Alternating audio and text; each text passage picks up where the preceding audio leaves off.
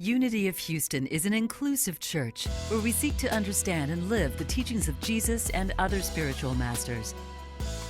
At Unity, we welcome all people from all spiritual paths and every walk of life.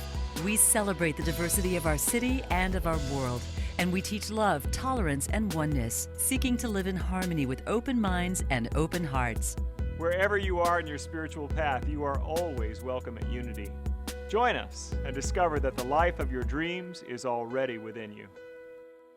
This evening, I am picking up the thread that Reverend Jean Marie started last week with a new series that is from a book by Wayne Muller called How Then Shall We Live? And it involves 4 questions.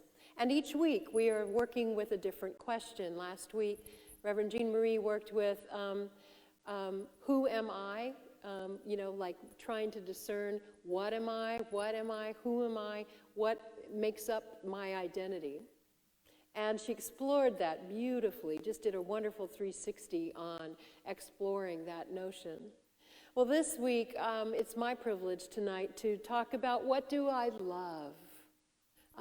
I talk about love a lot. I've been trained with a therapist that I worked with who really mentored me so well, and she would ask me that, what would you love? And I always thought, well, that's beside the point, isn't it? I mean, it's not what would I love? Well, you can't have that. I was just going for the practical. I was going for the stuff, the thing, the whatever. And she taught me that out of all these things that are possible, to navigate ourselves consciously by what we love will bring us much greater happiness. It's a shortcut to the thing we really wanted all along, isn't it? It's to recognize that love is not only our essence, but it's our birthright. And it is our opportunity to follow the lead and to follow the guide. Jesus said it that way in Matthew 6:21 when he said, "For where your treasure is, there your heart will be also." In other words, what is it you love? If you could have it any way you wanted, she used to put that question to me. Karen, if you could have it any way you wanted, what would you choose? What would you do? What would you be? And that, I'm telling you, it changed the dynamic of everything. All of my protestations, all of my denials, all of the things that would keep me small, were turned over and spilled out on the floor as I went through the ideas of what do I love? Because what Wayne Muller says in his book, he says we become what we love. We do. He suggests that you plant what you love in the garden of your life. And the truth is we do it automatically. We automatically because wherever it is, whatever we're fixated on, whatever we're focused on, whatever it is that we are gravitating toward, whatever we feel with our hearts, that's our authentic self. But we can sometimes fall in love with things that are not really good for us and not really in our best interest. And a lot of those things come from our minds, from our egos, from our old wounds that we think that what the problem was back there is that we didn't have enough of this or that person's love or that person's attention. And so we seek it in all of our other relationships and we become fixated on it. So that's one way that we plant our garden with, I would suggest, weeds at times. Our garden can be full of those misunderstandings about what is really going to bring us happiness. But if we navigate instead where our hearts are, if instead we feel the pull through our hearts and the gravitational pull of our authentic self, then it is there that we're going to find, again, the shortcut, the truest sense of what our purpose is and what is it that brings us our greatest joy and the purpose of our souls. Surrounding yourself with things and images of people, places, and experiences that you love. I think some of us call that home, don't we? the things that we put on the shelf, the things that we put on the walls, the things that we decorate with, the things that we keep close to ourselves, the things we can't bear to part with, because they have meaning for us, because we remember the time when that person gave it to us. We remember the time we saw it on our grandparents' shelf, and now I'm the lucky owner of that beautiful crystal that I remember so many times in my grandmother's house. Those kinds of things. We often discount materialism and superficial things, and certainly we can live without them, and certainly things come and things go. But there is a value in recognizing the harmony of a vibrational connection with something that has meaning for us, that is symbolic or representative in a deep way, or that reflects back to us love from long ago, so that in your home, or sometimes in our offices when we go to the office, I don't know how many of us are going to an office anymore, but when we go back to the office, many times the things that really reflect back our love and the things that we value back to us, that feeds us on an unconscious level. Rumi says this: whatever you wish to marry, go absorb yourself in that beloved. Assume its shape and qualities. Remember, Wayne Muller says you become what you love? He says, go absorb yourself in that beloved. Assume its shape and qualities. If you wish for the light, prepare yourself to receive it. If you wish to be far from God, nourish your egoism and drive yourself away. If you wish to find a way out of this ruined prison, don't turn your head away from the beloved, but bow in worship and draw near again. It is up to you. It is up to me. It is our choice. Conscious and recognizing in every moment the opportunity that comes with the next thought, with the next choice. Where is my treasure? There my heart will be also. What am I spending my time thinking about? What am I attracted to? What are the things that I worry about? Is worry making me happy? Is there a way that I can worry less, enjoy more? We become whatever it is that we love. So how can we move our love into the realm of love and truth? A certain way of recognizing that love itself, real love, authentic love, is an emanation of truth. It is what is deeply true about us.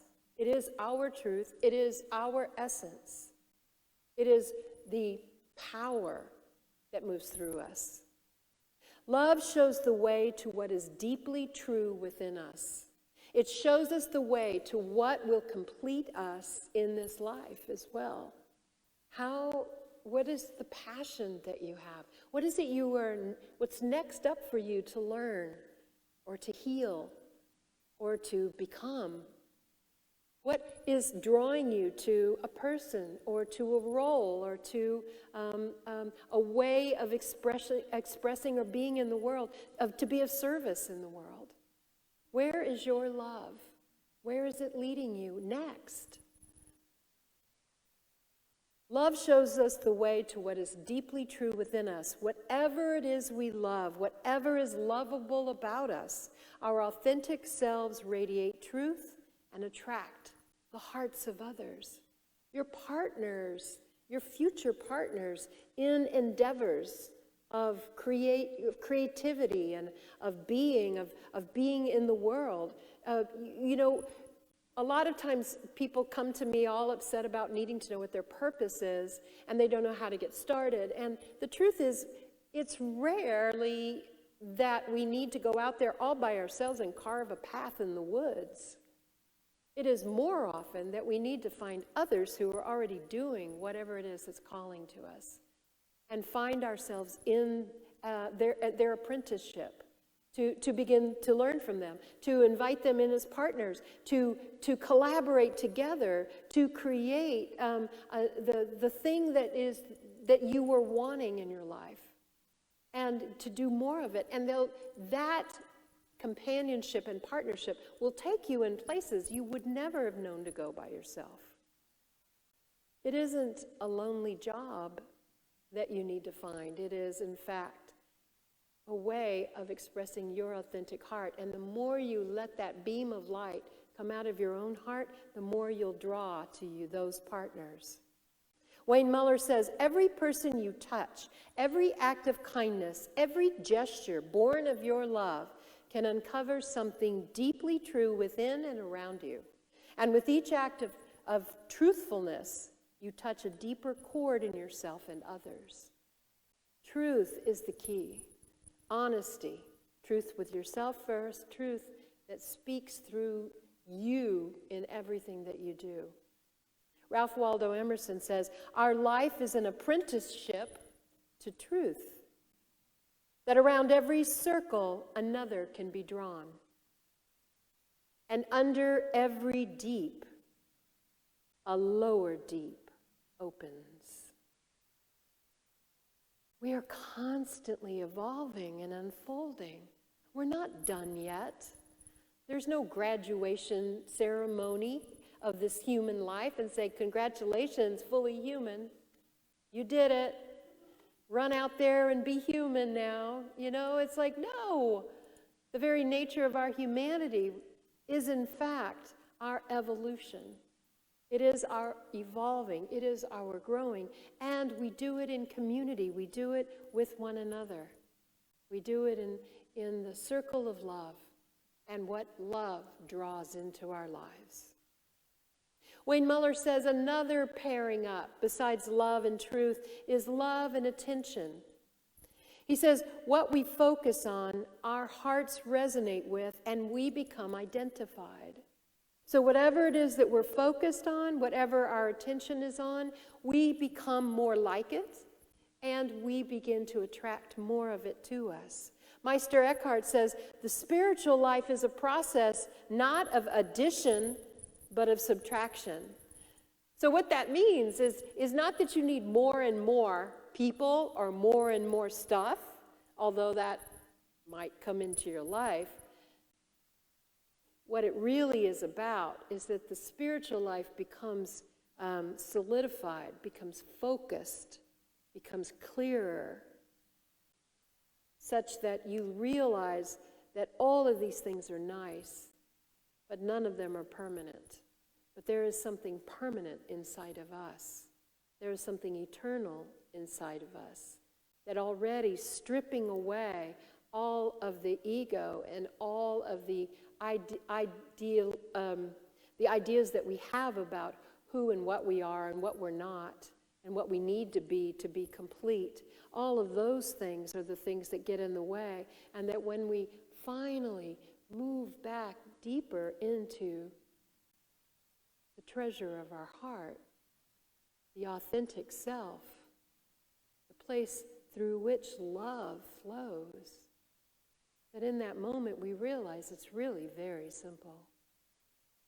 It is what we are already, right now. It will of itself create the evolution in our lives. Muller says, people who love are naturally teachers. In other words, if you're in love with something, you love learning about something, you love having something, you love knowing about things, the more that you are a part of that, the more you want to tell other people about it, yes? The more you want to show. Well, you know, I got this when I was there. You know how they make these? Do you know where they make these from? You know what they come from? They start, and people who couldn't care less are drawn in.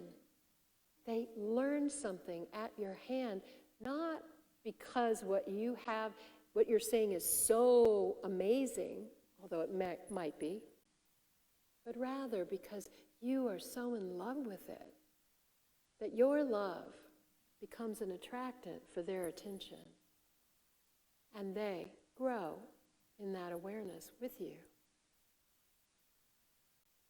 People who love are naturally teachers, he said. Lovers are useful people because they wake us up. People who love, people who live in an awareness of the things they love, who do the things they love, who have the great opportunities to be actively involved in the things that they love, to do or to be. Think of the teachers in your life, those educators, that were most inspirational to you. Did they not love what they taught? And their love was contagious, wasn't it? I remember being in, I want to say, I think it was fourth period. No, I was going to say fourth grade, but it wasn't. It was in high school. I was a freshman in high school, and it was fourth period. That's what it was. And I remember my world history teacher. Now, yawn, I didn't care for history at all, because it was just, to me, memorization, memorizing dates and events and places, and I just didn't have any appetite for that. But I didn't know history was stories. I didn't know that history had a narrative, had a beginning and an unfolding, and a way of which, that the whole way in which the world came together, and the ways in which the world history of other countries all influenced my own understanding of my country and myself. I didn't know that's what world history was until I was taught by someone who loved to teach it.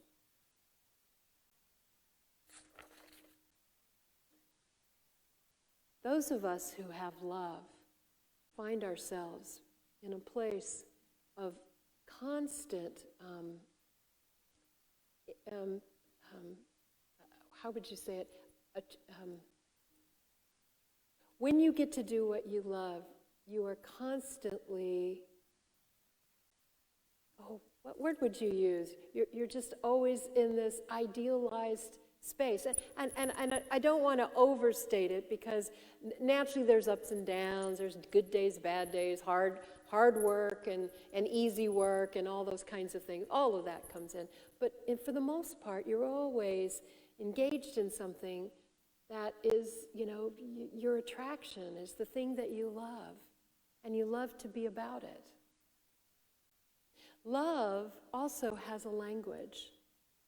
Love and language can come together because it's what draws us together. The words that we use to describe things can draw people in and can help engage them and include them. Muller says, this gave this story in the book.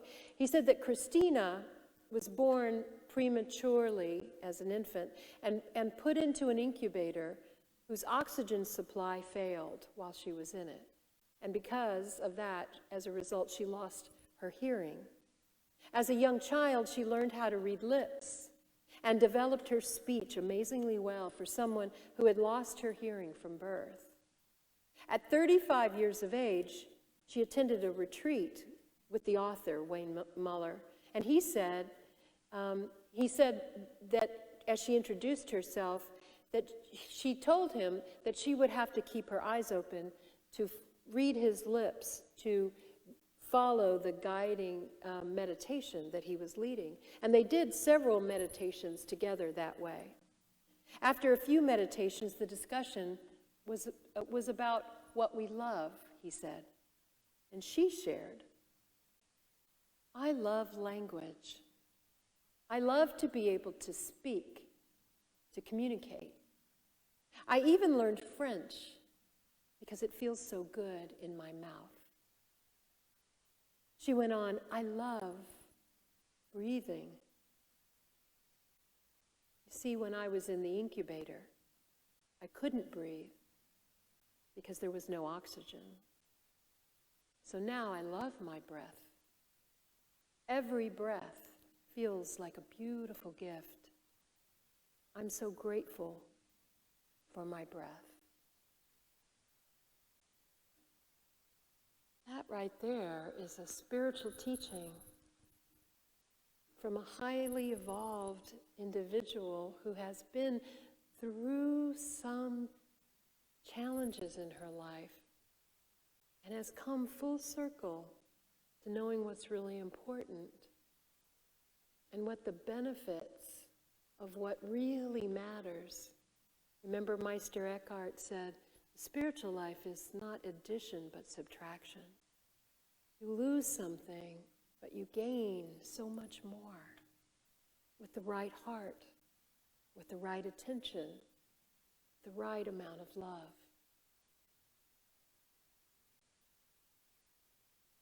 And then there's love and sadness. You know, healing loss is a very, very human activity. Healing the losses in our lives seems like a repetition that happens in every human life multiple times. Different size losses, of course, but on a regular basis, we lose things. Things that we thought would be coming, we lose things we expect, and we feel the grief of that loss. When things don't end the way we wanted, when things don't last as long as we wanted, when people leave or lost, or we lose them, we grieve. Healing loss is like an open wound.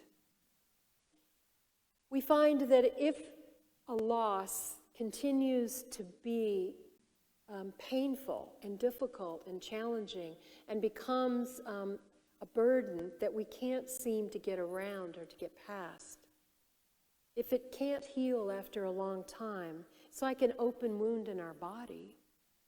Something is interfering with the natural process of healing, because grieving is a natural process that leads us to wholeness. But if we can't get there, there's something that's getting in the way. In medicine, when a wound won't heal, we usually suspect that a foreign body is lodged in there somewhere, that it's causing irritation and infection, and that it's keeping the wound from healing the way the body would naturally want it to do. The foreign body has to be removed, and the wound cleaned and supported and growing back together with bandages.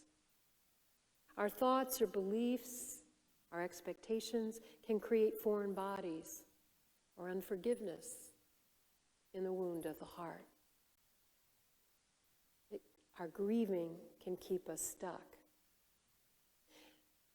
How we know the difference? Because grieving happens for different lengths of time, depending on the depth of the relationship, the importance of it.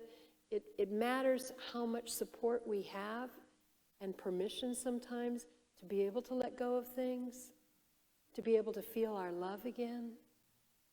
Grief is meant to be a natural transcendence, a transformation from what we were to what we were becoming. You know, you don't think that. We think it's because it's about the loss of this person or the loss of this position or this circumstance in our lives. But what it really is it's a change in us because it's fundamental and it's deep. Grieving is a natural way to heal our hearts and to make us more compassionate and to grow depth within us. It's all about changing us. It's all about growing with us. We might identify with our wounds also in a way that isn't healthy.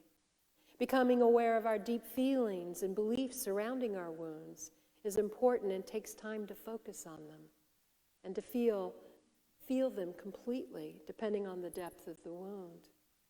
But identifying with the wound, becoming that thing, and making it a permanent circumstance, it can cause, it retards us in a way. It holds us back, it holds us small. And it creates a permanent festering wound that isn't healthy and is not true about us. Muller talks about something like that, about a situation that this one young woman had. He said Jessica was sad and angry when she had a miscarriage. And after a while, people in her life insisted that she just get over it and get on with her life. Yet she didn't feel ready to do that. She goes, "I'm angry. They won't let me grieve," she said. She spoke of how selfish and insensitive they were. She felt alone and abandoned in her loss. So Muller asked her, "And the child you lost, what do you need to say to the child?" She was stunned by that question. She'd never spoken to her child. Her attention was on her family and their reactions to her. She was quiet for a time, and then tears filled her eyes. She said quietly, "I love you. I miss you. I miss you so much." And then she began to weep at great depth.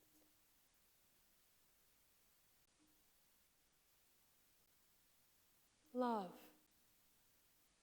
is always the healing, always the reminder of what is deeply true. It is our authentic self. It is what will come through when we have let go of everything that keeps us from the love. Whatever it is, the subtraction of whatever's in the way reveals the love that is the deepest truth of who we are, and that is the path of healing. And finally, love in community with others. Hurricanes, floods, fires, global pandemic, melting glaciers. These are tumultuous times that we're living in. The greatest damage that can be done to a country is to divide the people against themselves. We're experiencing some of that. The world is, in many ways. And we need one another now more than ever. Love is what we need. Love is what draws us together, what connects us, what helps us to find how we're alike, what it is that we share, what is it that we want together. How can we have and make a new world that really has space and room for everyone in it. Rebecca Solnit says, when all the ordinary divides and patterns are shattered, people step up to become their brother's keepers. And that purposefulness and connectedness bring joy even amidst death, chaos, fear, and loss. It is as integral to our health and our well-being to give love to others as it is to receive love from them. Love is our holy gift to the world.